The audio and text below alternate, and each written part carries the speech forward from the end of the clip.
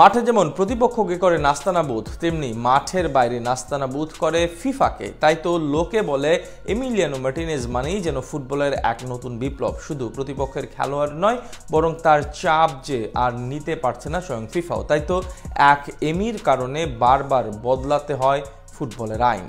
তার চাপে tiebreaker shoot আউটে নিয়ম বদলাতে বাধ্য হয়েছিল ফিফা। এবার নতুন করে নিয়ম পরিবর্তন করল ফুটবলের সর্বোচ্চ সংস্থাটি।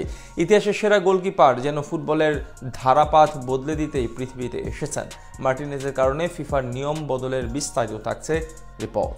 এমিলিয়ানো মার্টিনেজ আসলেই কি বলুন তো? সত্যই মানুষ তো?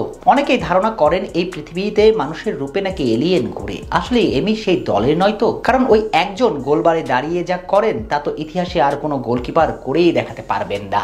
গোলবারে দাঁড়িয়ে এক এমি বনে যান বহুরূপী, কখনো হাজির হন বাজ পাখির বেশে, তার ওই হাত জোড়া যেন নিমিশেই পরিণত হয় পাখির ডানা। আবার টাই ব্রেকার শুট আউটে ওই আত্মবিশ্বাসী এমিকে দেখলে মনে হয় অতি মানবীয় কোনো সত্তা। তাই তো এমি মানুষ নাকি এলিয়েন, প্রশ্নটা চিরন্তন। তাই এই প্রশ্নের উত্তরটা না খোঁজাই শ্রেয়। জাতীয় দলের জার্সিতে বছর পাঁচেকের ছোট্ট ক্যারিয়ার তার, কিন্তু এই ছোট্ট ক্যারিয়ারে তিনি যা করেছেন তা এলিসন, এডারসনদের মতো বিশ্বসেরা গোলকিপারদের কাছে আসারের গল্পই বইকি। মেসির হাতে বিশ্বকাপ তুলে দেওয়া সম্ভব হয়েছিল এক এমি মার্টিনেজের কল্যাণেই। ম্যাচের পর ম্যাচ গোলবারে দাঁড়িয়ে প্রতিপক্ষ ফরওয়ার্ডদের নাচিয়েছেন, তবে তাতেও তুষ্ট হননি এই গোলকিপার। কারণ এতদিন নাচিয়েছেন প্রতিপক্ষের ফরওয়ার্ডদের, আর এখন নাচাচ্ছেন স্বয়ং ফিফাকে। কারণ একজন এমির কারণেই যে একের পর এক আইন বদলাতে হচ্ছে ফিফাকে।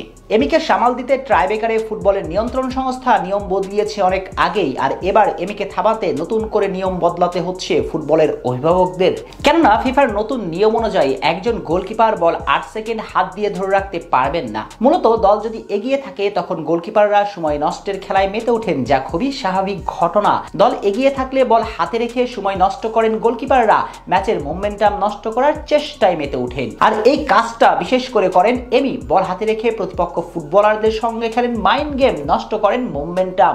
2022 কাতার বিশ্বকাপে অনেক ম্যাচে এই কাজ করেছেন এই গোলকিপার। তাই তো তাকে থামাতে নতুন করে নিয়ম করলো ফিফা।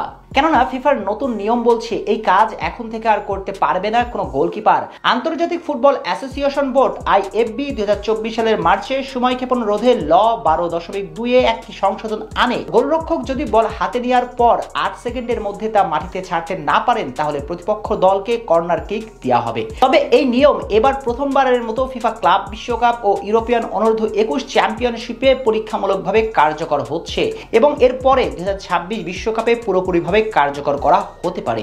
যার মানে এমিকে আটকানোর সব রকমের ফোন দিয়ে আসছে ফিফা। এখন দেখার অপেক্ষা ফিফাকে বৃদ্ধা আঙ্গুল দেখিয়ে কিভাবে এই নিয়ম ডেঙিয়ে যেতে পারেন এমিলিয়ানো। কেননা এর আগেও টাইব্রেকারে শুট আউটে ফিফা যে নতুন নিয়ম সামনে এনেছিল, সেটা নিয়মের মাঝে থেকেই ভেঙে দিয়েছিলেন তিনি।